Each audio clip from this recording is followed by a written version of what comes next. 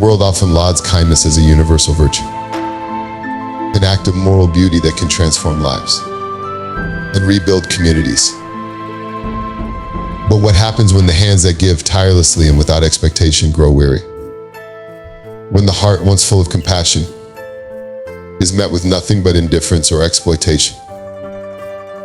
The Stoics taught us to accept the natural flow of life. But even they knew that good people, however virtuous, are not immune to exhaustion. The truth is, those who are habitually kind can and do tire, especially when their goodness is met with ingratitude.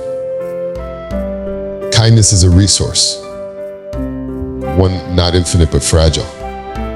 It requires emotional energy, time, and an unspoken contract that the world will honor that goodness, even if just through recognition. Yet, often it is not so.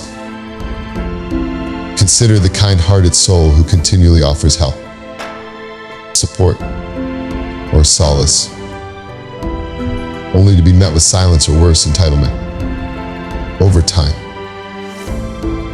a quiet resentment brews, not because they desire praise, but because every human being has the intrinsic need to feel valued. Marcus Aurelius reminds us in Meditations that we are here for the sake of one another.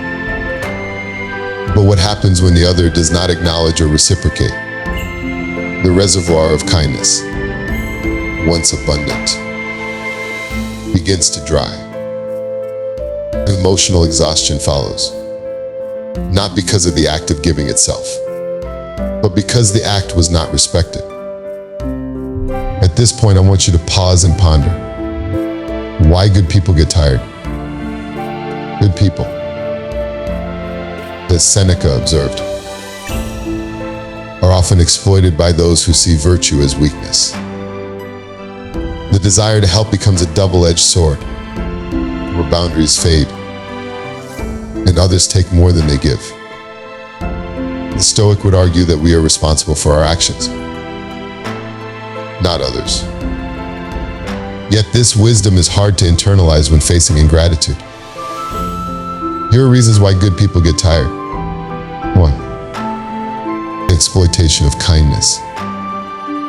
Some see kindness not as a gift, but as a perpetual duty. Good people are assumed to always be available, creating a cycle of taking without giving. Over time, this exploitation erodes trust in the natural goodwill that fuels the kind. 2. Lack of boundaries. The most generous often struggle to say no. Their empathy overrides their own limits, leading to emotional burnout.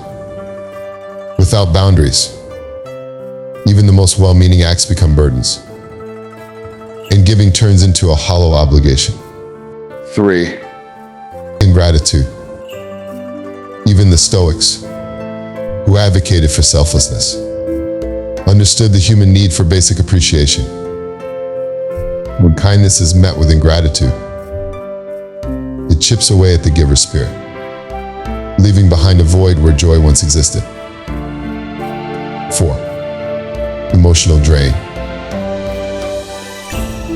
As Aquinas once said, charity begins at home. Yet good people often forget to replenish themselves. Constantly giving without emotional reciprocity creates an internal famine, where the soul craves acknowledgement, not for ego, but for balance. One may ask, how do we understand the ungratefulness? Ungrateful people, in many ways, operate with a sense of entitlement. They believe kindness is owed to them, not given out of goodwill. This creates a relationship dynamic where the giver's efforts are dismissed and the receiver's expectations grow. In the modern world, this attitude is amplified by a lack of empathy, where people fail to understand the sacrifices behind acts of kindness. Socrates reminds us that, I quote, "The only true wisdom is in knowing you know nothing." End of quote. this humility is absent in the ungrateful, whose arrogance blinds them to the emotional labor of others. They receive, yet they do not see. And so the good grow tired at this juncture. The fundamental inquiry that demands exploration is, how does one discern the appropriate moment to withdraw? For many, walking away feels like failure. But as the Stoics taught, there is wisdom in knowing what is within your control. You cannot control how others receive your kindness, only how you choose to respond.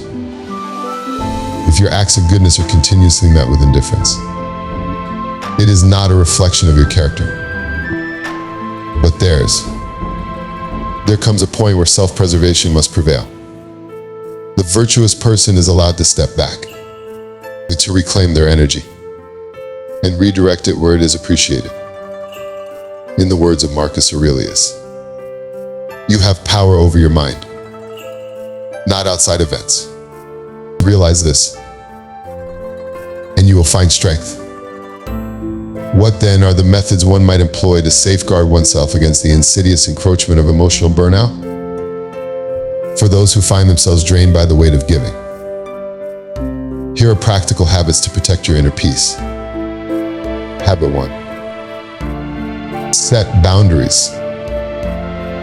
It is a sign of strength, not weakness, to say no.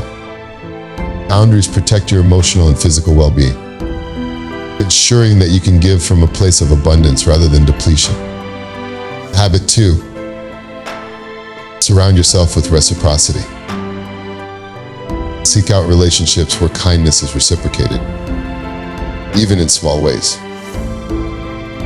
The presence of mutual respect recharges the spirit.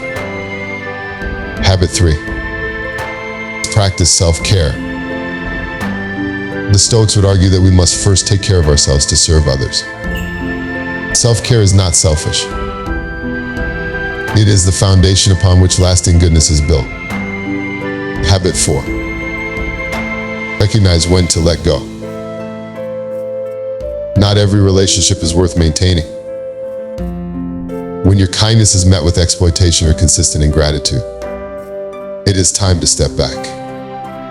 As Epictetus said, it is not what happens to you, but how you react to it that matters.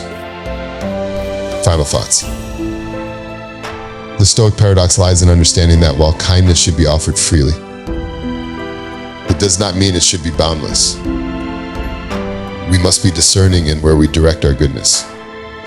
The world needs more kindness, but not at the expense of those who offer it. In a world often indifferent to the efforts of good people, remember that you are allowed to prioritize your well-being. As Seneca wisely advised, I quote, "He who is brave is free." End of quote. In choosing to walk away from those who exploit your goodness, you are choosing freedom. You give where your kindness is valued. You let go where it is not. And speaking of kindness, if this resonated with you, do me one small favor. Subscribe to the channel. It's a free act of goodwill that keeps this conversation going. And together we can continue to explore how ancient wisdom can guide us in modern times.